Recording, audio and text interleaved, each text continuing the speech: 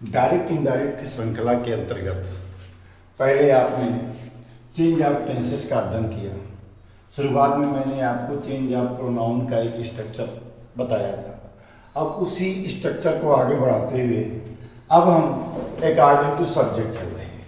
Change of pronoun direct से indirect बनाते समय रिपोर्टेड स्पीच के फर्स्ट पर्सन के प्रोनाउन अर्थात आई, माई, मी, वी, अस, आवर, आवर्स के रिपोर्टिंग वर्ब के सब्जेक्ट अर्थात कर्ता के पर्सन, नंबर और जेंडर के अनुसार परिवर्तन करते हैं।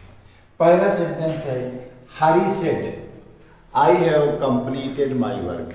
मैंने आपको बताया था कि कोई भी जो नाम होता है वो आपका थर्ड पर्सन होता है। तो अकॉर्डिंग टू सब्जेक्ट अर्थात हरी, आई अपने साथ क्या लिया? माई। इस प्रकार से जब हम डायरेक्ट को इनडायरेक्ट में परिवर्तित करेंगे तो सेंटेंस आपका हो जाएगा Hari said that. According to subject कोई भी नाम थर्ड पर्सन अर्थात आई गया ही में, हैव गया हैड में। Hari said that he had completed his work. According to tense ये प्रेजेंट परफेक्ट टेंस का वाक्य था, इसलिए प्रेजेंट परफेक्ट को हमने पास्ट परफेक्ट में बदला। और जहां तक प्रोनाउन की बात है तो हरी थर्ड पर्सन है और आई फर्स्ट पर्सन है, अर्थात जब डायरेक्ट इनडायरेक्ट में जाएगा तो आई जो है ही में चला जाएगा।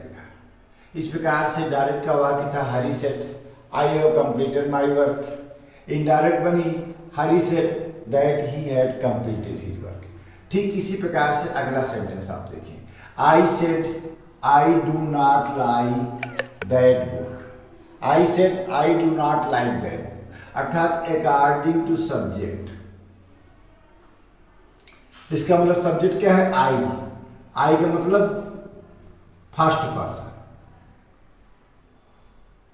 और जहां तक टेंस की बात है तो ये प्रेजेंट इंडेफिनिट का वाक्य है, ये जाएगा पास्ट इंडेफिनिट अर्थात सेंटेंस बन जाएगा आई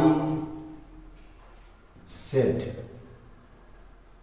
that I do not did not, that I did not like that book.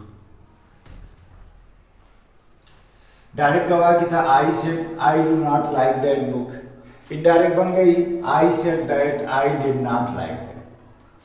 इसी प्रकार से हम तीसरे सेंटेंस की ओर चलते हैं।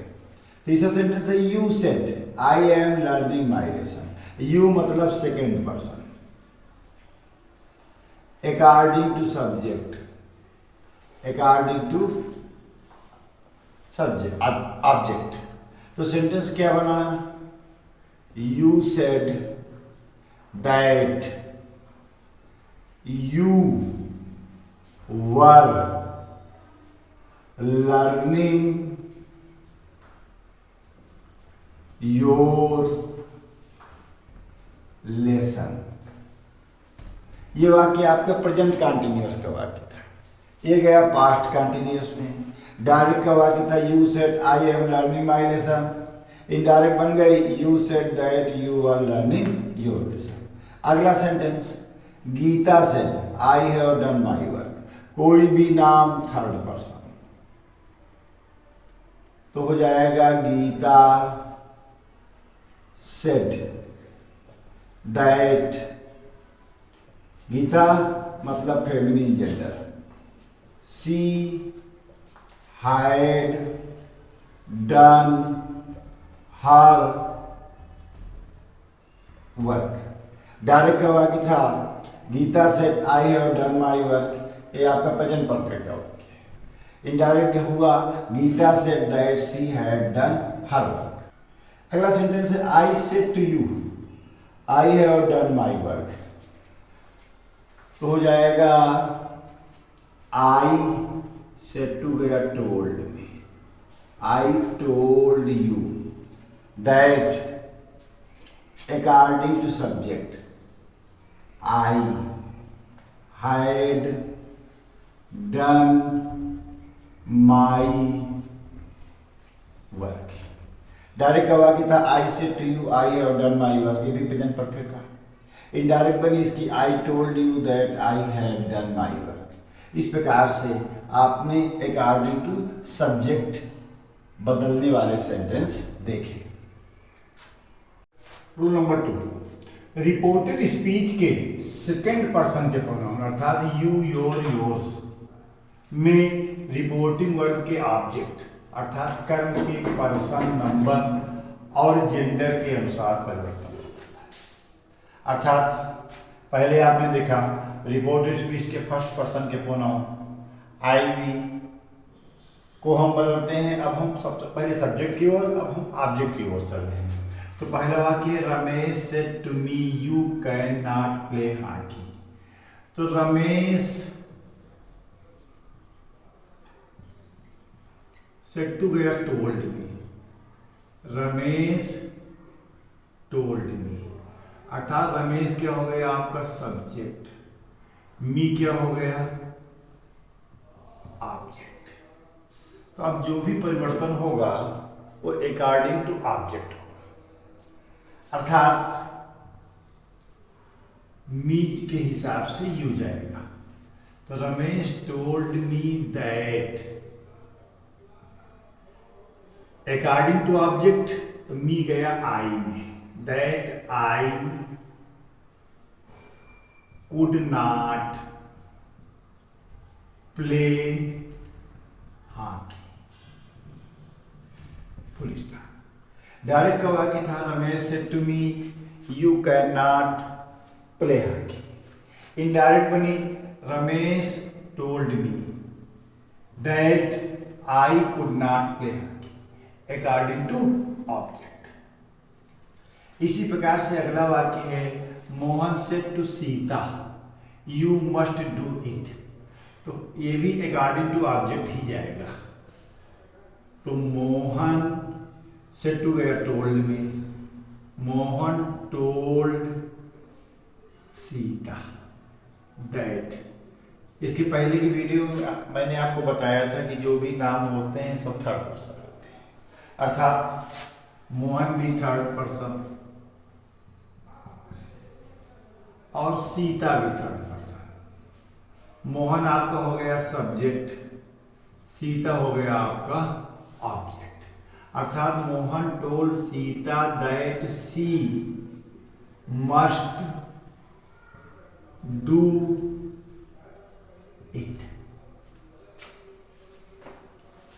इसी प्रकार से अगला वाक्य he said to you you are a fool, he told you according to object, अर्थात यू और उधर हो, इसका मतलब कोई परिवर्तन नहीं। You told you that you, present में गया पास्ट तो आर चला गया वर में, दैट यू वर एक फुल स्टॉप। उसी प्रकार से अगला वाक्य है आपका सेंटेंस क्या बना, he said to you you are a fool. Indirect क्या बनी, he told you that you are a fool. अगला सेंटेंस है Rama said to him you are not doing any work, तो Rama told him that according to object, him अर्थात he अपने साथ क्या देगा was, that he was not doing any work. Sentence क्या था, Rama said to him you are not doing any work. Indirect क्या बनी, Rama told him that he was not doing any work. इस प्रकार से हमने देखा कि पहले रूल में अकॉर्डिंग टू सब्जेक्ट, दूसरे रूल में according to object. Rule number 1 जिसमें आपने देखा according to subject. Rule number 2 according to object. Rule number 3 requires no change.